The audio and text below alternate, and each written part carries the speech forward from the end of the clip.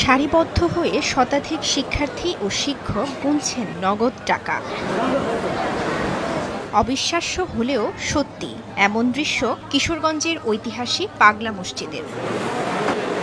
শহরের হারোয়া এলাকায় অবস্থিত ঐতিহাসিক এই মসজিদের দান বক্স থেকে ৩ মাস পর মেলে কোটি টাকা। তবে করোনার কারণে ৬ মাস পর শনিবার মসজিদের ৮টি লোহার দান বক্স খোলা হয়। দিনভর গণনা শেষে টাকার হিসেব দাঁড়ায় প্রায় ১,৭৫,০০,০০০। শুক্রবার দিন মিনিমাম ৫-৭ হাজার মহিলা আসে।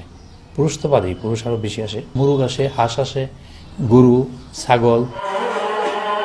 এখানে দান করলে বেশি সোয়াব হয় এবং মানত করলে পূর্ণ হয় মনোবাসনা, এমন বিশ্বাস থেকে এখানে প্রতিনিয়ত নগদ টাকা, গহনা, বৈদেশিক মুদ্রা, গরু, ছাগল সহ নানা সামগ্রী দান করে থাকেন নানা শ্রেণী পেশা আর ধর্মের মানুষ। আমরা তো অতীত থেকে জানে আসছি যে এখানে কোনো কিছু মান্যত করলে আল্লাহ রাব্বুল আলামিন কবুল করেন। আমি আসছি বিশ্বাস করে, জানি নাম করা মসজিদ আমার মনের আশা পূর্ণ করছে। পাগলা মসজিদে নিয়ত ছিল, নিয়ত আল্লাহর রহমতে পূরণ হয়েছে, সেই জন্যে আবার আসছি। মসজিদ ও ইসলামী কমপ্লেক্সের খরচ চালিয়ে অবশিষ্ট টাকা জমা রাখা হয় ব্যাংকে। মসজিদের আয় থেকে জেলার বিভিন্ন মসজিদ, মাদ্রাসা ও এতিমখানার খরচ চলে বলে জানায় সংশ্লিষ্ট প্রশাসন। বিভিন্ন উন্নয়নমূলক কাজের মাধ্যমে আমরা এই টাকা খরচ করে থাকি। পাশাপাশিভাবে নতুন করে মসজিদ নির্মাণের লক্ষ্যে আমরা নতুন কমিটি কাজ করে যাচ্ছি। শত কোটি টাকা ব্যয়ে আমরা মসজিদের নতুন কমপ্লেক্স তৈরি করার জন্য আমরা ইতিমধ্যে কাজ শুরু করেছি।